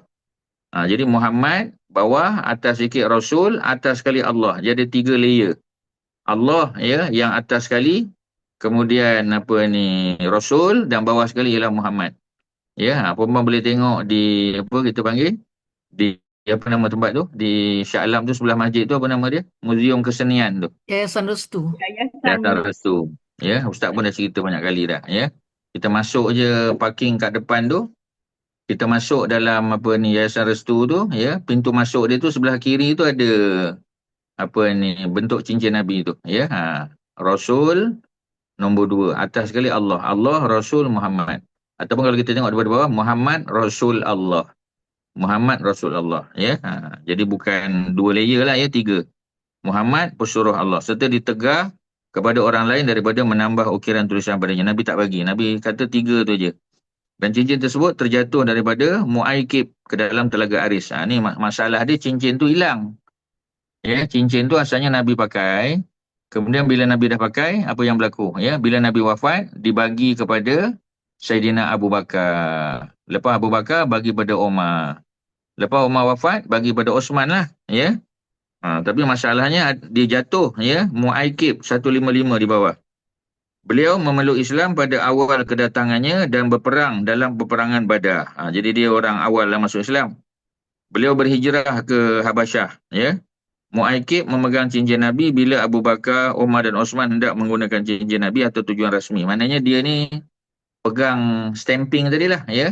Dia ni jadi pegawai. Jadi apa kita panggil? Kaki tangan pejabat khalifah. Kalau ada surat-surat rasmi, dia yang akan tolong. Ya, chop kan. Ya, dia yang pegang tu. Dan Osman hendak menggunakan cincin Nabi atau tujuan rasmi. Maka mereka meminta cincin tu daripada Mu'aikib. Jadi kalau apa kita panggil, ya, kalau ada tujuan, dipanggil Mu'aikib untuk apa ni, bagi. Sebab dia yang menyimpan. Ketika cincin itu berada di tangan Osman, cincin itu terjatuh dalam telaga Aris. Ya, jadi terjatuh daripada Mu'aikib. Ya, ada yang kata masa tu Osman tak pegang lah. Osman memang khalifah. Tapi sebab Osman tak pakai cincin tu, ya, pasal dia bukan tujuan untuk dipakai kan.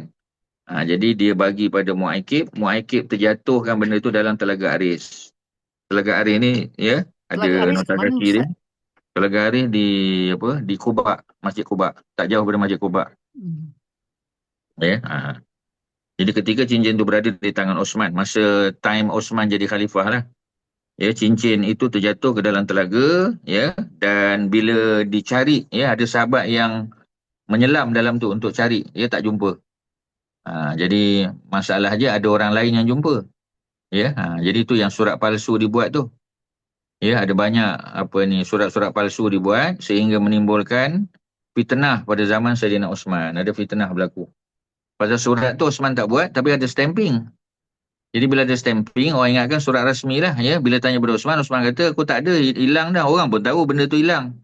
Tapi surat tu keluar. Ya, jadi bila surat tu keluar, macam itulah cerita dia. Ya. Jadi Imam Bukhari meriwayatkan, ya, dalam bab pakaian ada bawah. Ya, tentang ukiran cincin. Imam Muslim dalam bab yang sama bilangan 2091, Imam Abu Daud. Ya, jadi banyak para ulama hadis lah, ya, yang Abam Tani ni kan, mereka riwayat, ya. Sama ada dalam kitab Sahih Bukhari ada, Sahih Muslim, Sunan Abi Daud, ya. Jadi ada Imam Tirmizi, ada Imam Nasai, hadis seumpamanya dalam bab perhiasan. Ya, Imam Ibnu Majah, ya. Bahagian pertama daripadanya, Nabi memakai cincin yang diperbuat daripada perak, menjadikan batu permatanya menghadap tapak tangan. Jadi semua enam tu. Yang tak sebut sini Imam Ahmad aja. Bukhari, Muslim, At-Tirmizi, Abu Daud, ya. An-Nasai, Ibnu Majah 6. Yes. 6 out of 7 tu. Yang tak sebut di sini ialah apa ni, Imam Ahmad bin Hanbal. Yang lain semua ada riwayat, ya, cerita tentang Nabi pakai cincin dan Nabi terbalikkan cincin tu ke mana? Ke genggaman Nabi tu. Ya, Nabi terbalikkan mata dia tu, ya, ke genggaman. Jadi bukan Nabi tayang lah, ya. Tu cerita dia. Okey, puan-puan, ya. Kita habiskan, ya, kita habiskan nombor 102, ya, daripada Imam Tirmizi juga, Ja'far bin Muhammad daripada bapanya. Kana Al-Hasan, ya, wal Husain yatakhattamani fi yasarihima. Jadi ada hadis. Ya, jadi hadis ni pun sahih juga, ya, 157. Ya, 157 sanad dia 158 di bawah. Ya, jadi 157 ada cerita, ya, tentang Nabi pakai cincin di sebelah kiri. Ya, sesekali Nabi pakai cincin pada tangan kiri dan batu permatanya menghadap tapak tangannya. Perbuatan Hasan dan Husain adalah berdasar pada perbuatan Nabi yang dilakukan pada akhir hayat baginda. Pasal Hasan Husain ni masa Nabi wafat, bila berapa umur Hasan masa Nabi wafat? Dia dah remaja ke masih kanak-kanak? Ya. Berapa umur Hasan Husain? Hasan Hussein ni kembar ke tidak? Ya. Kalau tak kembar, berapa beza umur dia Hasan Hussein ni? Antara Hasan Hussein tu, ya, kata dia tak kembar kan. Dah giling kepala tu tak kembar lah. Tapi berapa beza umur dia? Ya. Kerana punya apa sound tak ada.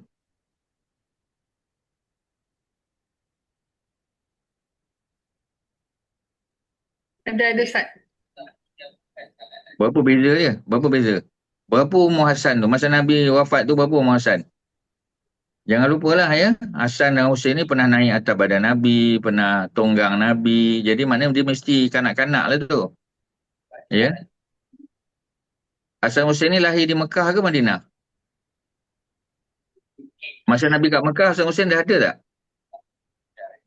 Biologik je lah, pakai biologik je tuan-tuan. Ya. Kalau nak cari nota tu kan panjang kan? Tak ada. Lahir di Madinah. Lahir di Madinah lah ya. Pasal apa lahir di Madinah? Sebab Fatimah dengan Ali tu kahwin di Madinah. Ya, dia kahwin tu lepas perang Badar. Ya, sebab itu masa Ali datang daripada Mekah, Ali tak kahwin lagi dengan Fatimah. Nabi suruh dia buat rumah dia, bilik dia belakang rumah Aisyah. Ya, Ali duduk dengan mak dia masa tu. Mak dia Fatimah juga nama dia, Fatimah binti Asad. Mak Ali tu isteri Abu Talib lah. Isteri Abu Talib namanya Fatimah binti Asad. Jadi masa Nabi sampai di Madinah, ya, Nabi suruh apa kita panggil ya, Ali bina bilik dia, rumah dia di belakang rumah Aisyah.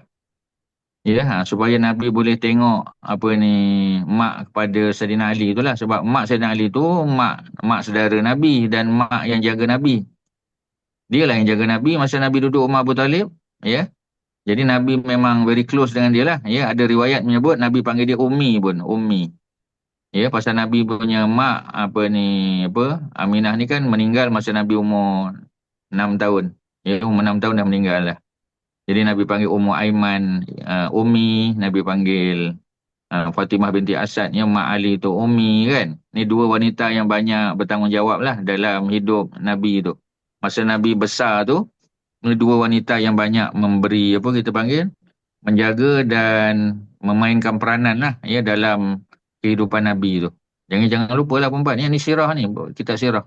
Ya. Ustaz, Sebab kita, ya. tadi beza setahun Ustaz. Betul tak? Ya, beza setahun. Ya. Berapa umur Ali tu masa Nabi wafat? Tidak kira. Ya. Berapa umur Hasan bin Ali tu? Berapa umur Hasan? Ya, umur dia 7. 7. Ya, 7. Jadi bila dia umur Dia lahir 7, dah 3 tentulah Husin Hijrah, tu jadi umur. 7 lah. Dia lahir tahun Husin. ke-3 Hijrah kan, Hasan.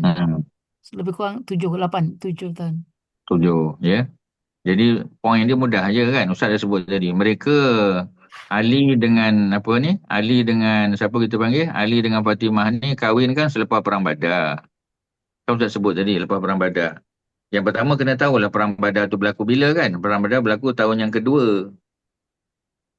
Perang Badar berlaku tahun yang kedua. Kita pun tahu kan, setiap kali Ramadan mesti cerita perang Badar. Jadi perang Badar tu berlaku tahun yang kedua. Bulan Ramadan. Ramadan tu dah hujung dah tu. Ramadan tu bulan yang ke-9. Dalam kalender Islam, ya, bulan Ramadan tu bulan yang ke-9. Ya, pasal apa bulan 9? Pasal bulan Syawal bulan 10. Lepas bulan Syawal tu dah Zulkaidah, Zulhijjah dah. Zulhijjah kan hujung tahun. Zulhijjah bulan 12. Dah hujung tahun dia bulan 12 lah. Sebelum bulan 12 tu, ya, bulan 11 kan. Bulan 11 tu Zulkaidah. Sebelum Zulkaidah kan Syawal. Ya, Syawal bulan 10. Jadi kalau Syawal 10, apa kita panggil, ya, bulan Ramadan bulan 9. Jadi lepas pada perang Badar, Ali dengan Fatimah kahwin, ya. Nak boleh bersalin tu paling kurang 9 bulan. Jadi sebab tu saya kata, benda-benda ni sebenarnya biologik je kan. Ya, takkan Ali dengan Fatimah kahwin, ya, bulan Ramadan, tiba-tiba bulan 12, bulan Syawal dah lahir anak. Tak boleh. Dia minimum mengandung berapa bulan mengandung minimum? 7. Ya, minimum mengandung 6. Ya, minimum 6. Quran yang cakap. Dalam Bukan Ustaz cakap, ya, Quran cakap, ya, surah Al-Ahqaf ayat 15. Ya, minimum mengandung 6 bulan. Maksimum menyusu 24 bulan. Sebab tu 24 campur 6, 30. Ya, 30, ya. Kerana apa? Ya, sebab memang maksimum menyusu 24 bulan, maksimum tak boleh lebih. 24 kena cerai susu. Minimum mengandung, ya, apa ni, 6. 6 campur 24, total dia 30.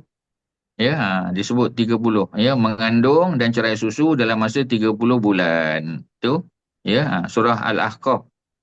Ya, surah Al-Ahqaf, surah 46 ayat yang ke-15. Ya, cerita tentang bagaimana orang mengandung ni tak boleh lebih pada tu lah. Tak boleh kurang, sorry. Tak boleh kurang daripada 6. Lebih 9 bulan lah. Jadi kalau apa ni, kahwin bulan 9, kan, bulan Ramadan, paling kurang kena ada 9 bulan lah pula. Ya, untuk bersalin maknanya dah confirm lah Hasan tu lahir tahun yang ketiga. Pasal tahun kedua tu kan perang Badar. Cuba campur 9 bulan kita kata kan. Ya, nanti mestilah pergi tahun yang ketiga. Ketiga tu baru Hasan lahir.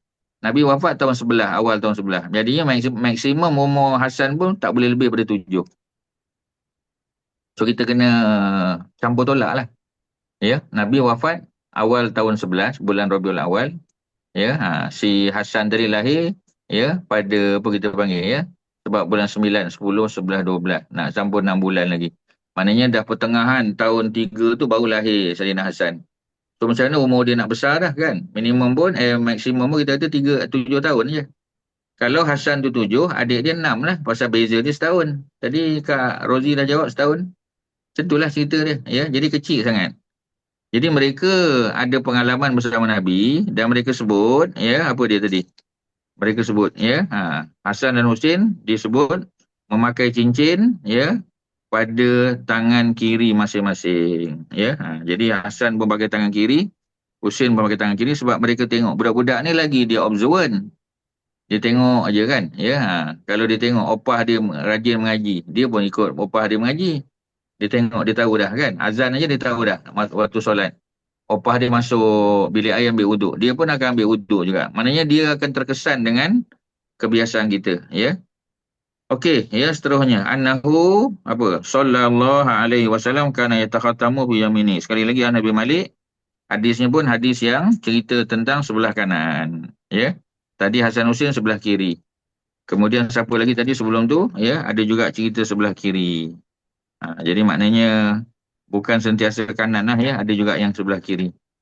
Imam Malik nampak cenderung untuk mengatakan sebelah kiri itu utama. Hadis terakhir 104. Imam Tirmizi daripada Muhammad bin Ubaid, ya, Al-Muharibi, daripada Abdul Aziz bin Abi Hazim, daripada Musa bin Uqbah, daripada Nafi'.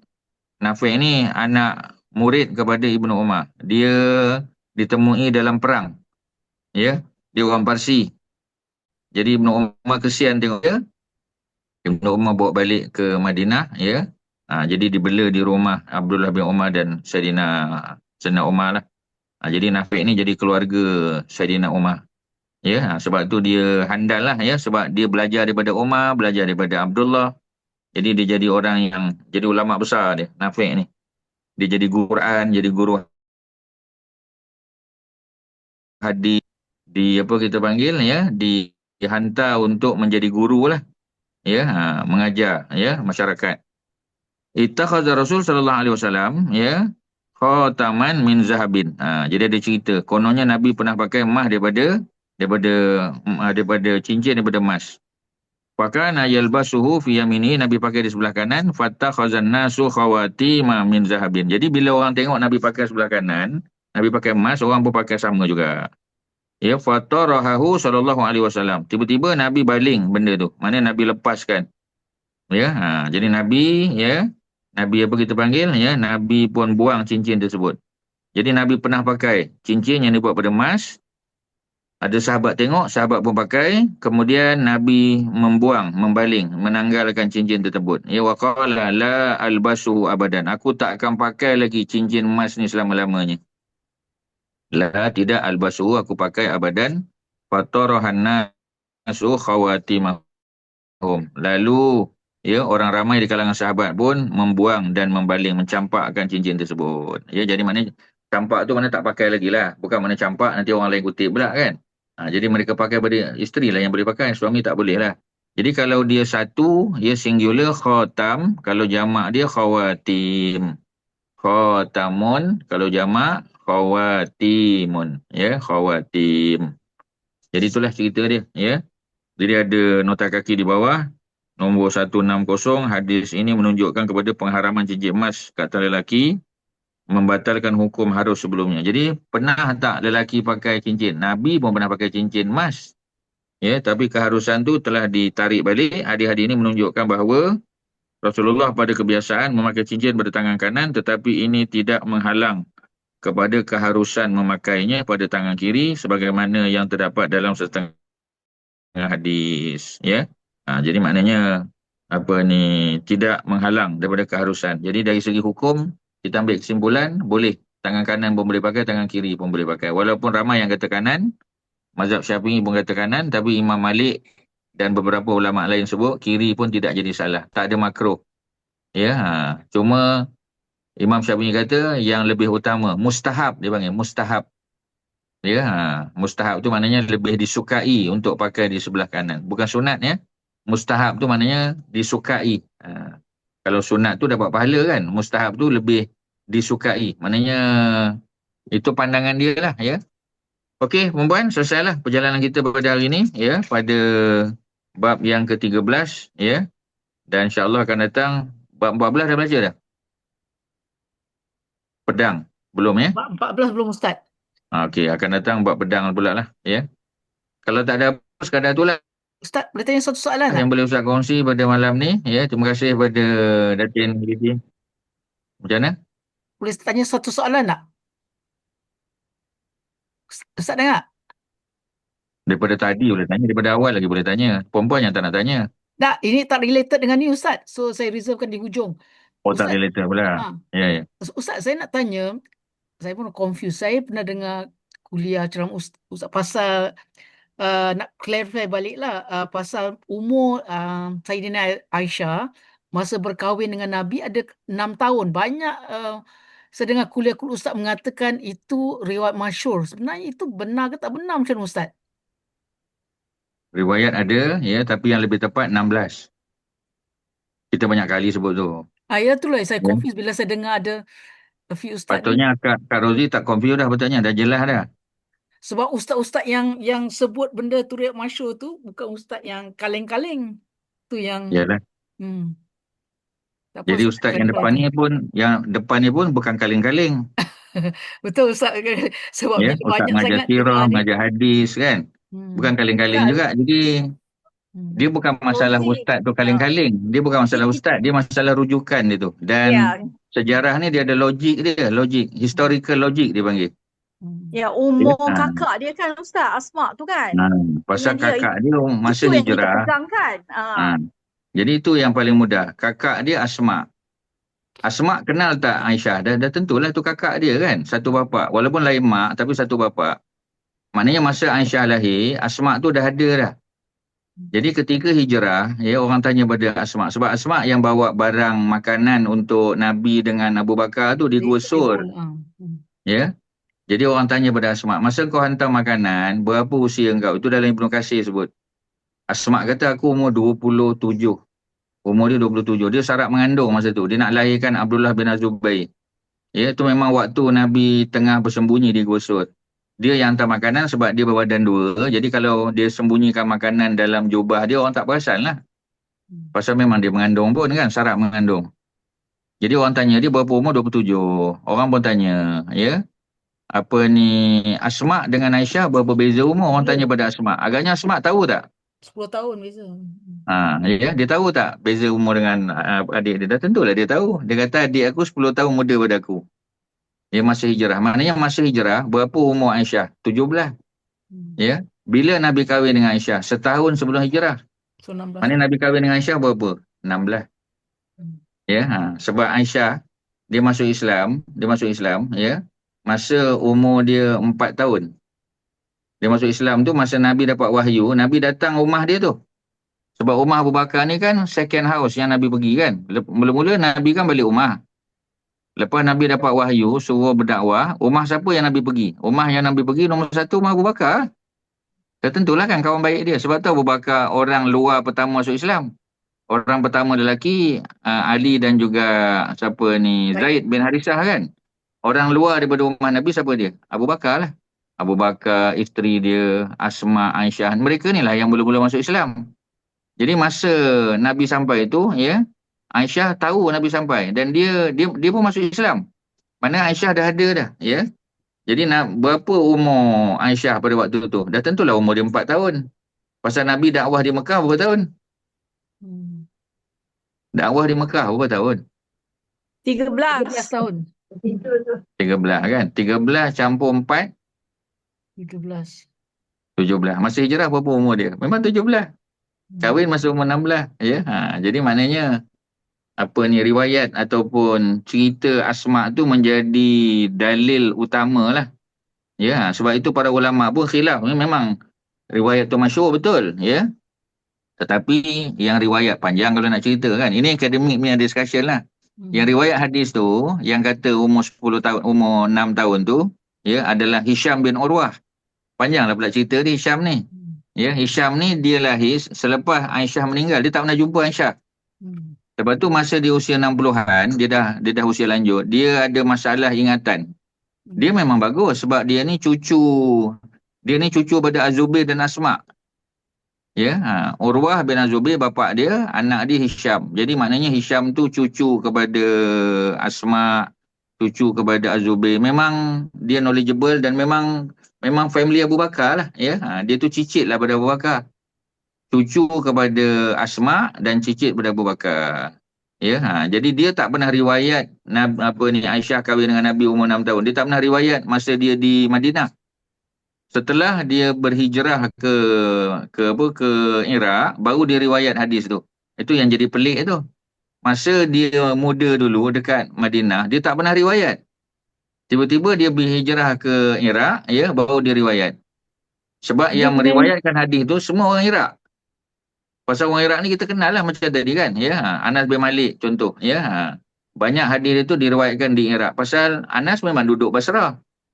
Jadi itulah, ya, kalau nak cerita bentang sebenarnya ambil masa lah sikit, ya. Tapi boleh dijelaskan. Tapi kalau lupa, Kak Rozi lupa, macam tadilah, ya, Kak Aida dah sebut, minimum pun yang kita ingat, Asma punya umur 27, dan dia kata adik aku Aisyah 10 years, ya, junior than me. Jadi itulah yang kita pegang 17. Dan Nabi kahwin dengan dia setahun sebelum hijrah. Jadi kalau Nabi kahwin setahun sebelum hijrah, mana 16. Sebab itu kata para ulama, walaupun masyhur riwayat Hisham bin Urwah tu, ya, tapi numbering tu sebenarnya bukan 6, dia 16. Ya, barulah logik kita kata, ya. Nanti kalau tidak nanti, sebab tu Nabi dituduh pedofile. Pasal Nabi, ya, umur 54, 52 kan, masa hijrah Nabi 53, Nabi umur 52, kahwin dengan budak umur 6, walaupun tak ada masalah. Ya, tapi macam biasalah, ya, itu boleh dijadikan sebagai satu hujah mengatakan Nabi ini cenderung pada kanak-kanak. Tu lagilah nanti, lagi buruklah Nabi tu. Ya, itulah cerita dia. Okey, ya. Kita kena ulang balik di tempat lain lah. Sebenarnya dah cerita panjang tu, ya. Tapi macam biasalah, bila Kak Rozi dia dengar je Ustaz kaleng-kaleng tadi kan, yang tak kaleng-kaleng dia pun dia jadi gugup balik, dia dah jadi goyang. Makin saya dengar banyak kena confuse Ustaz. Sebenarnya kalau kita dah pegang dengan hujah, ya, tapi kita pegang tu dengan hujah, jangan oh ya ke, besok kita dengar balik dah goyang balik. Kalau tak percaya nanti kan 6 bulan daripada sekarang nanti Kak Rozi akan tanya balik Kak Ustaz. InsyaAllah lepas ni okey Ustaz. Harap-harap macam tu lah. Okey, ya. Terima kasih semua, ya. Kita jumpa pada 2 minggu lagi lah. InsyaAllah. Assalamualaikum warahmatullahi wabarakatuh. Terima kasih Ustaz.